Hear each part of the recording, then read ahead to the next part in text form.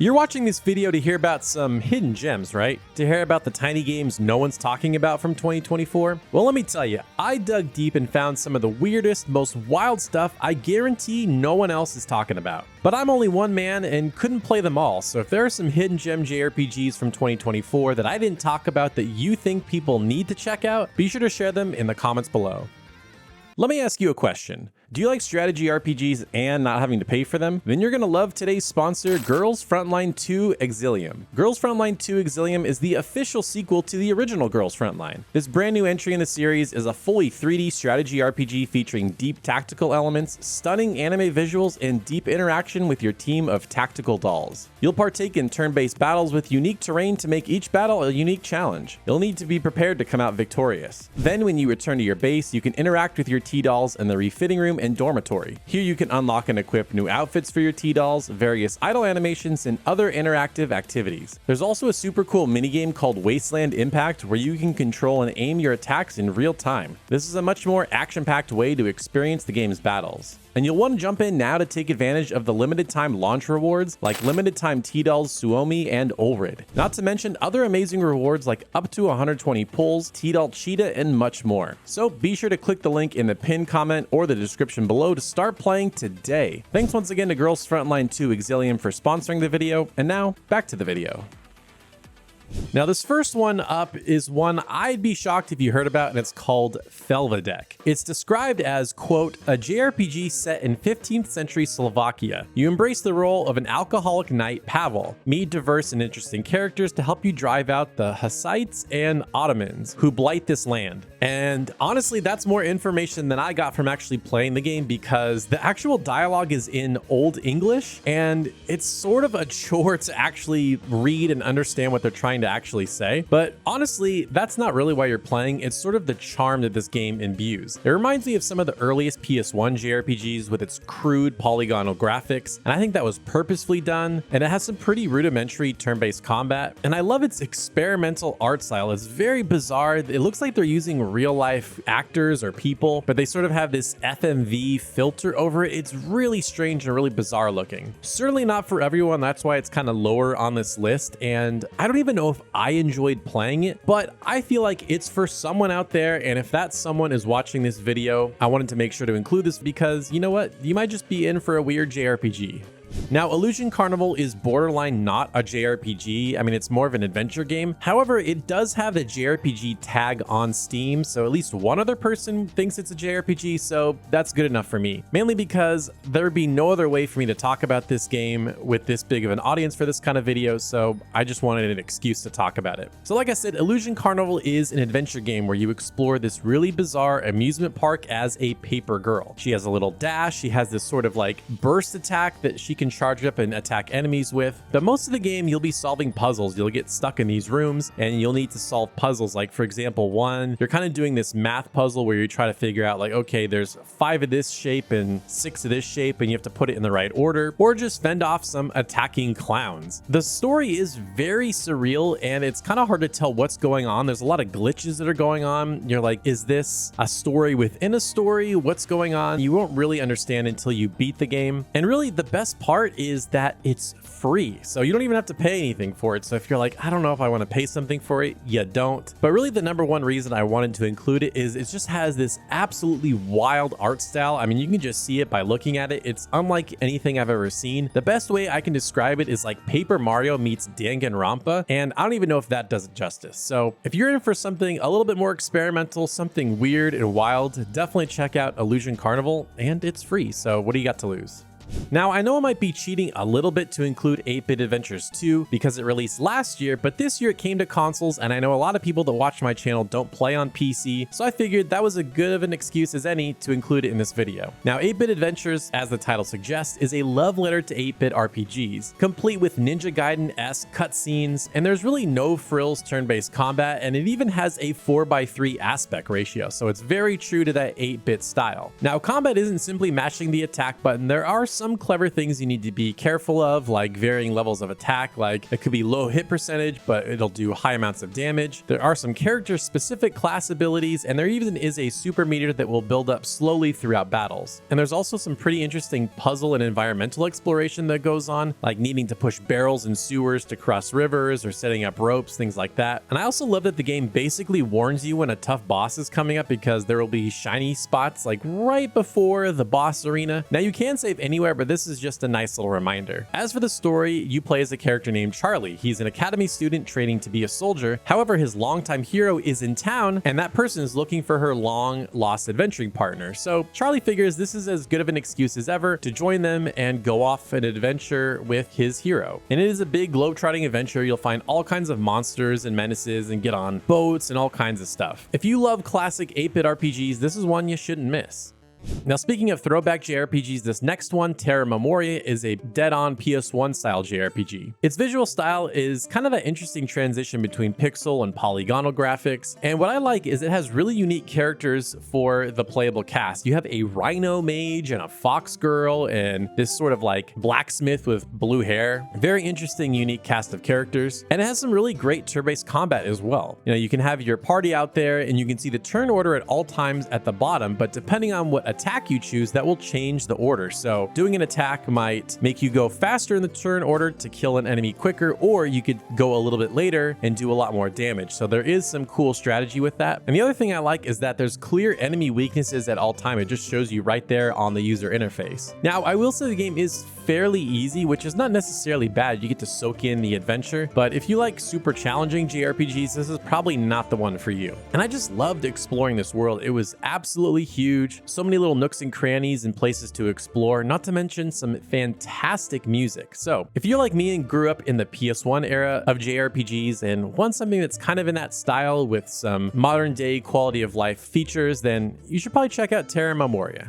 Keylocker was a game I had on my radar for a while, but when I ended up playing it, it was not exactly what I expected, but not necessarily in a bad way. I knew it was going to be a turn-based RPG with some grid-based combat, but it had a few twists along the way, along with a pretty wild story. As it's self-described, it is a cyberpunk turn-based RPG. You play as Bobo, a prisoner trying to escape. Now, the world is without music, and you're trying to restore it. Not having any music, it kind of gave me Footloose vibes, if any of you have seen that 80s movie where they banned dancing, so it's kind of funny that they banned music here and you're trying to restore it. Anyway, it has this really cool 8-bit inspired art style with a heavy emphasis on purple and green. It looks really neat in this world. However, that said, the font was really hard to read and I really didn't like the UI in this game. Obviously, they're trying to stay within that 8-bit aesthetic, but sometimes function over fashion is better, and I wish they would have changed up the font because it was really hard to read as I was playing through the game. Now, combat is interesting. It's not necessarily a strategy RPG, but it's kind of like Grandia, where you need to be within a certain distance of enemies to attack them. There's like a small amount of grids on the battlefield, and so you'll have to be within a certain range. Also, it's very timing based, like Super Mario RPG. You have to time your attacks to do more damage, but then you can also time the blocks to do less damage to you. However, the thing that I didn't like is I felt like the attack windows were really small, and so you had to be very precise with those button presses. That all said, I never really died either, so there's a pretty good balance there between how much damage it does and kind of learning the timing windows. And what's interesting is as you start the game, you can choose your class. Now, this not only dictates your moves, but a lot of what happens in the story. Like, it's very obvious that things in the story change because of your class. They even bring it up even pretty early. And speaking of the story, it's kind of a weird mix of goofy and serious. Like, at the beginning, it's very serious. You're breaking out of prison. There's no music. It kind of sets this really serious tone. But then when you break out, like, you have this walking jukebox as your partner, and there's llamas all over the place. So it's kind of this weird juxtaposition that I kind of liked. It was this very strange vibe for a story. Overall, a really cool game, definitely worth its $20 asking price. And the Steam sale's right around the corner, so if you don't want to pay full price, you could probably get it on sale real soon. But if you like JRPGs with any of the features that I just talked about, definitely check out Keylocker. It's a good one. Okay, imagine a 4-player co-op RPG where you have classless combat where you can mix and match equipment any way you want and a giant world to explore. Well, then you'd have yourself Secrets of Grindia. As you can probably tell by the tongue-in-cheek name, Secrets of Grindia doesn't take itself too seriously. The game just starts and it gives you a mild excuse to go out on an adventure. You have this massive, gorgeous pixel world to explore with fun action combat. There's tons of monsters to fight absolutely everywhere, treasures to pick up, and money to collect. Now, as you go through the world, there's different areas you explore. You'll go to towns, pick up quests, kind of continue the main story, battle through dungeons, which are puzzle heavy, but still really fun. You have to kind of think through them, rinse and repeat, and then that's the game basically. But as I said before, where I think the game shines is in the combat. It just feels really, really good moment to moment. And because there's so much customization, not only with like your equipment and spells, but you get little points that you can dump into abilities and you can reset them whenever you want. And they really change how you play. So it's really fun to kind of try them out and see what they all do. And this is one of those games where it's kind of a turn off your brain sort of game. You just grab a bunch of quests from town, finish them, get into some combat, and have fun doing it. So if you're looking for a fun action combat that's light on story and you can play co-op with up to 3 other people, you might want to check out Secrets of Grindia.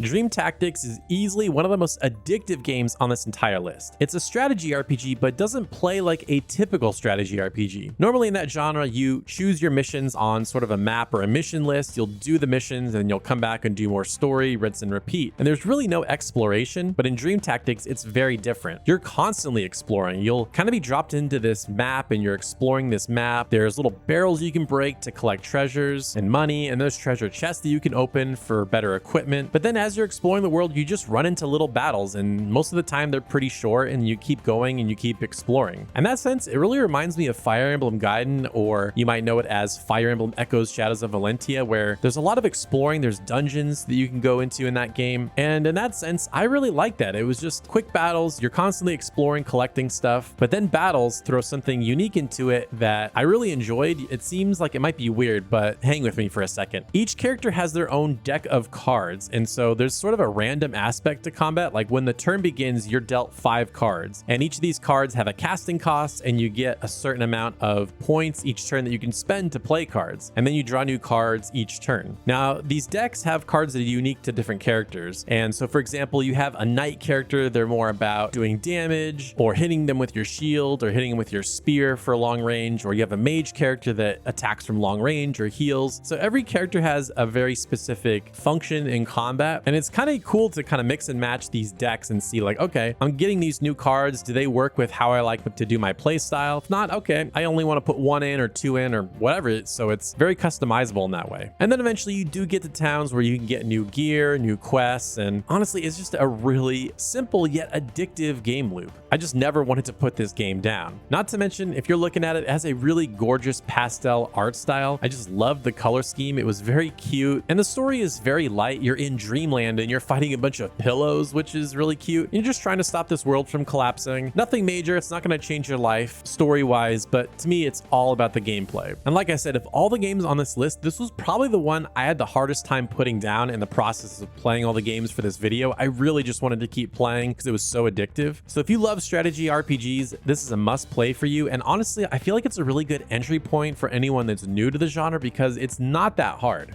Now, another game that was not what I expected at all and was a really nice surprise was Bloomtown: Another Story. Now, you might look at this game and think, okay, it's like Earthbound. It's in modern day-ish America. It's like in the 60s. It's kind of a linear RPG adventure, but nope, it is totally like Persona, and I did not see that coming at all. Now, in the game, you play as a girl named Emily, and she's sent to stay with her grandpa over the summer in this small, sleepy town. Little does she know that it's infested with demons. So how exactly is it like Persona? Well, you know, you kind of have like a real-time clock, and so you'll have all these daily life tasks. Like you can hang out with friends, work out to level up your stats, grow plants in your backyard, work part-time jobs to get money. And then there is an alternate version of the town, which basically serve as the dungeons in this game, and you can explore, get into turn-based combat. And the turn-based combat is not exactly like Persona at all. You know, each character has their own abilities, and it's much more about like status effects in a weird way. It's something you definitely have to get used to, but you can catch demons, and each character can equip up to 2 demons, and they'll have unique abilities, and they also give you different stat buffs. And plus, just listen to this combat music and tell me it's not inspired by Persona.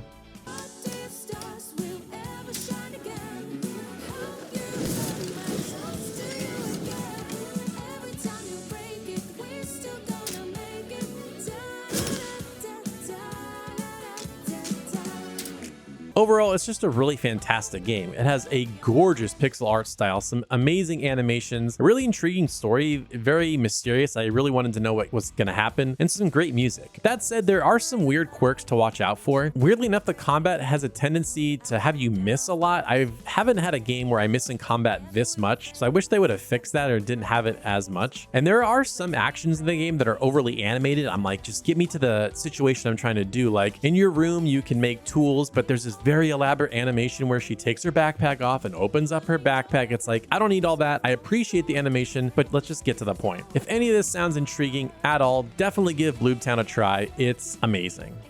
Now, one game going into this year that I knew about but I did not expect to fall in love with as much as I did is Flowstone Saga. Now, just by looking at it, you can tell it's a 16-bit inspired RPG, but the combat is basically Tetris. So battles are, you're dropping blocks, you're trying to make lines, and then once you make a full row, it breaks down, does damage to the enemy. However, there's lots of unique twists. Like you can drop in your own power-ups randomly throughout battles. You can drop in like healing blocks that if you break will heal your character. But then enemies can also mess up your blocks, so you have to be careful of that. And what's interesting is you can sort of choose a class, and that will dictate like different abilities you have. And there's even one class where you can set which pieces will drop for you. And there's even extra pieces that you wouldn't find in Tetris. And just to be clear, this is an RPG. Like after each battle you level up, you gain new abilities. You can even put ability points into different slots. These can be things like having pieces already there when the battle starts or doing more damage. It's really, really fun. And there's also puzzles throughout the world as you explore, and you have a set amount of pieces and you need to put them together perfectly, and if you do that, then you'll get extra experience. Now, most of this game will be in your small town doing side quests trying to build up a town. For example, you're trying to build like a storehouse or maybe a cafe. So this usually involves you going to some dungeon and getting a unique item, but also you do mining to get materials, and mining is basically just Tetris, and you do it as long as you want. Now, there is a story, but I feel like it kind of overextends itself and isn't that interesting. For me, I beat the game in 14 hours. I feel like it overstayed its welcome quite a bit. Like, I feel like if the game was 10 hours, that would have been perfect. But that said, it was still a fantastic game. And one last thing, the music. Wow, totally underrated OST of the year. Every time I played this game, I wanted the music up because it was just fantastic. Whether I'm walking around the town or if it's in combat, I was always really blown away by the music in this game. And you can hear it right now playing, but if you haven't, make sure you go listen to it on YouTube or somewhere where the music is available because it's pretty fantastic. Now, probably my favorite game on this list is Echo Generation Midnight Edition. Now, again, this was a game that was released previously, but this is a new updated version of the game and it released on new consoles, so I figured, I can sneak it on here. Now, to be reductive, this is basically Stranger Things, the JRPG. It's set in 90s America, but it feels more like the 80s. It's got those really 80 vibes with the colors and kind of the lo-fi tech, and you play as a bunch of kids and, you're exploring your small town, but then weird things start happening and you have to investigate, and you're the ones that kind of solve the mystery. And what I really like about it is it feels fun and earnest without being corny, if that makes sense. Like you're slowly peeling away the layers of the game's mysteries, but there's still that fun quirkiness of being a kid. And there's tons of side quests to learn more about the town. Like you'll go to your comic shop, or you'll go to summer school, or just people around town to do different things. And it's almost like an adventure game. Like there's a lot of times where, okay, this door is locked. Okay, and to unlock the door, I need this key, but to get this key, I need to get this other thing. So the game really incentivizes you to do the side quest because there's a lot of good rewards. Now, the combat is turn-based and every character is different and they're all timing-based attacks. Now, these could be like, okay, you have to hit it at the exact right time, or it could be like holding a button to charge up an attack. So if you like the Super Mario RPG style of combat, then you're gonna love it here. And the thing I probably enjoyed most about Echo Generation is that it's pretty short, only about like 6 to 7 hours. Now, that might sound like a bad thing. I know everybody here loves their big epic RPGs, their big epic adventures, but there's something satisfying about just being in and out in a day. And to me, these days, I really prefer games filled with quality instead of quantity, where I'm just like wasting my time. I really want a good bang for my buck when it comes to my games, and Echo Generation delivered that. Now, speaking of bang for your buck, there were a ton of great JRPGs that released this year that weren't hidden gems and are totally worth your time, and others that you should probably avoid. So to find out what those games are, be sure to check out this video right here.